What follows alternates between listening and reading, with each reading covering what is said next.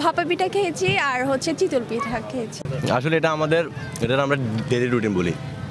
সবসময় সন্ধ্যার দিকে একবার আসবো, হাঁসি পিঠাগুলো এখান থেকে মাছ খাই যাবো।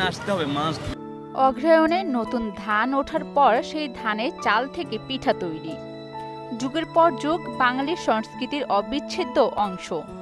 শীত এলেই হরেক রকম মুখরোচক পিঠার কথা মনে পড়ে যায়। তবে পাহাড়ি নানা পিঠার মধ্যে শীতের জনপ্রিয় পিঠা ভাপা ও চিতই। সন্ধ্যা নামার সঙ্গে সঙ্গে হিমেল হাওয়ার প্রভাবে বেড়ে যায় শীতের তীব্রতা। শীতের শুরুতে গোধূলি বেলায় হালকা কুয়াশায় নেমে আসতে না আসতেই শহরের ফুটপাতে সব ধরনের পিঠা বানানোর আয়োজন শুরু করে দেন মৌসুমী পিঠা বিক্রেতারা। সুদবিহীন ব্যাংকিং এর আত্মশুদ্ধির পথ এনআরবিসি ব্যাংকের ইসলামিক ব্যাংকিং আল আমিন। এখানে নারকেল পুলি পিঠা, তারপরে পাটিসাপটা পিঠা, নকশি পিঠা, মালপোয়া পিঠা, চিকেন কিমা, সবজি পাকুড়া, চিকেন স্টিক। 4টা থেকে 5টা ভিতরে শুরু করি। আর এখানে ভর্তা বিভিন্ন রকম ভর্তা আছে। সেল মশলা একটু ভালো আছে। আগে 2000 2500 হতো, এখন 3000 হয়, 4000 হয়। এই শুক্রবার হলে একটু বেশি হয় আর কি। শীত মানে পিঠাপুলির স্বাদ।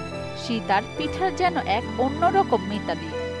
চট্টগ্রাম শহরে হালকা শীতেই জমে উঠেছে হরেক রকম পিঠার বিকিকিনি। ভোরা সন্ধ্যায় শহরের জনাকীর্ণ স্থানে, রাস্তার মোড়ে কিংবা মহল্লার অলিগলিতে শীতের হরেক রকম পিঠার পরশা সাজিয়ে ভ্রাম্যমাণ দোকান বসিয়েছেন মৌসুমী পিঠা বিক্রেতারা। সেসব দোকানে পিঠার স্বাদ নিতে ভিড় করছেন ক্রেতারা।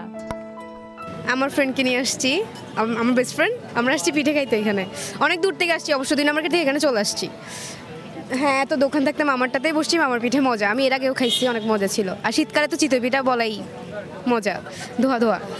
না, আইটেম অনেক আছে, কিন্তু আমি নিছি শুটকি ভর্তা নিছি, একটু টক জাল যেটা মিষ্টি সেটা নিছি, তারপর সরিষা নিছি।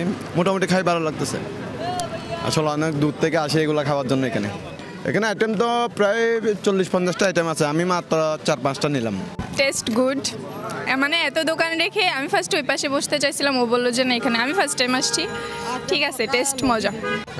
খুবই ভালো লাগতেছে। আসলে এইগুলো গ্রামের ঐতিহ্য, এগুলো আস্তে আস্তে হারিয়ে যাচ্ছে। আমরা কর্মব্যস্ততা হয়ে পড়তেছি, সবাই ব্যস্ততার মাঝে, পরিবারের মাঝে সময় দিতে পারতেছি না। আর সময় বানানোর সময়ও না। যেমন আমার ওয়াইফও কাজ করে, চাকরিজীবী, আমিও চাকরিজীবী। অফিসে এগুলো বাসার মধ্যে বানানো আর সম্ভব না। এখানে দোকানে পেয়ে খুব ভালো লাগতেছে। খাইলাম চিতল পিঠা, খাইলাম, তারপর ডিম চিতল খাইলাম, বাবা পিঠা খেলাম, খুব ভালো লাগতেছে। প্রাইসও মোটামুটি রিজনেবলের মধ্যে আছে। শীতের আমেজ আসলে পিঠা ছাড়া আসলে ফিল করা যায় না। এখন খেয়ে ফিল করতে পারতেছি আসলে শীত ঢুকছে। পিঠার মৌসুমি এই ব্যবসা অনেক দরিদ্র মানুষের উপার্জনের পথ খুলে দিয়েছে। পিঠার বিক্রির আয়ে চলছে অনেকের সংসার।